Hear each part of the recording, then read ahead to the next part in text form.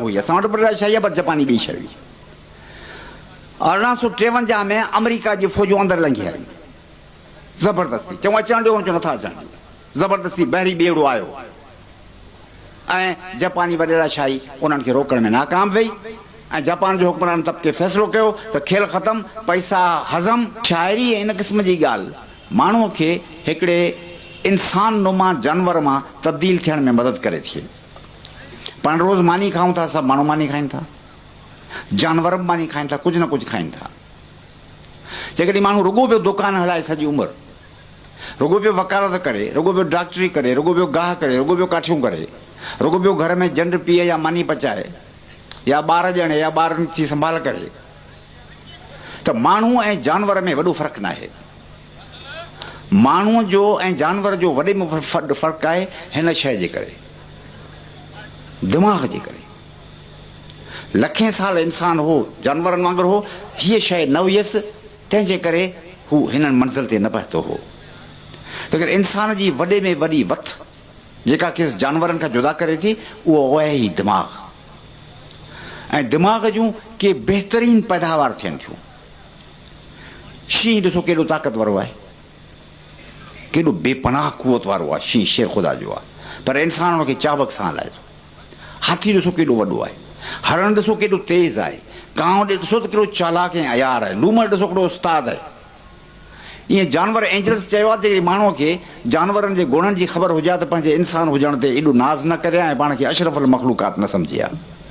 अशरफुल मख़लूक़ ॿिया आहिनि फ़क़ति दिमाग़ जी ॻाल्हि आहे सम्झ जी ॻाल्हि आहे ऐं सम्झ जूं कैफ़ियतूं हेठि ऐं मथां आहिनि सम्झनि जी बि हिकिड़ी हायरार्की आहे हेठियूं सम्झूं मथां सम्झूं शाइरी जो तलक इंसान ज़ात जे ख़ूबसूरत तरीन ख़्यालनि सां आहे हुस्न सां आहे ज़हन सां आहे बुलंदीअ सां नफ़ासत सां आला तरीन सोचनि सां जंहिं क़ौम वटि सोणू शेर न आहे उन्हनि वटि भले लखें हीरा हुजनि जवाहर हुजनि मिल्कियत हुजनि पर जे सोच उनजी गंदी मामूली कसीफ़ रवाजी बाज़ारी थर्ड क्लास आहे तव्हां घणा माण्हू वेठा हूंदा हुन वटि इलाही मिल्कियत हूंदी दौलत पर हलंदा जहिड़ा अल ज़रूरु आहे अहिड़ा चरिया चिॿूं पाछाऊं पैसो घणो माल मोटरूं बीठियूं आहिनि माण्हू भाई त न ॻाल्हाइण ज़बान न ॻाल्हाए चङो आहे की क़ौमूं बि एतिरियूं आहिनि माल मिल्कियत घणा पर ज़हन ख़राबु गंदो किनो कसीफ़ बदशिकलो ज़हन बदशिकलियूं सोचूं ऐं शाइरी जेकॾहिं सही क़िस्म जी आहे त उन में हिकिड़े क़िस्म जो जोहर आहे हिकिड़ो जादू आहे शाइरी इंसाननि खे हेठियुनि शयुनि तां दर्जनि तां खणी बुलंदियुनि ते पहुचाए थी कॾहिं कॾहिं ऐं लतीफ़ दुनिया जे यगाननि शाइरनि मां आहे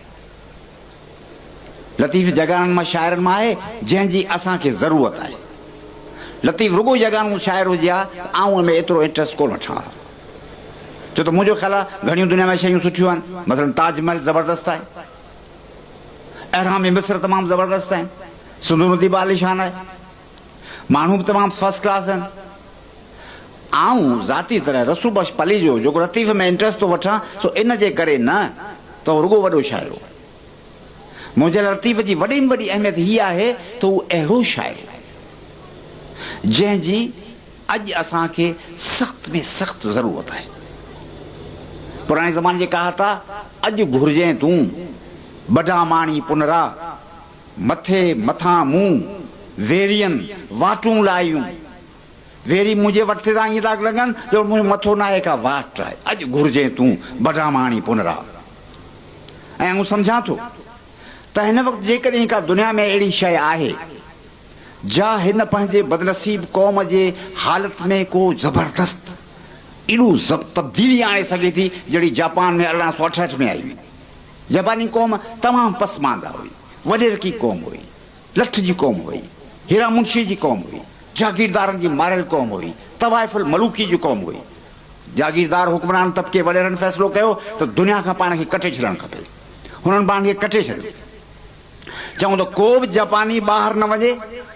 ऐं को बि ॿाहिरीं दुनिया जो माण्हू अंदरि न अचे त असीं वॾेरा कब्ज़ा करियो माण्हुनि खे मारियो कबाब करे वेठा हुई हिकिड़ी फिल्म आई हुई ज़बरदस्त फिल्म हुई जापान जे बारे में जेका मूं जेल में ॾिठी हुई जॾहिं आउं कोट लखपत में हुउसि उन में ख़बर पई त जापानी वॾेरा शाह छा हुई असां वटि वॾेरा शाही आहे पर जापानी ॿी शइ हुई 1853 में अमेरिका की फौजूं अंदर लंघी आई ज़बरदस्ती, चऊं अचण ॾियो, चऊं नथा अचनि, ज़बरदस्ती बहरी ॿेड़ो आयो ऐं जापानी वॾेराशाही उन्हनि खे रोकण में नाकाम वई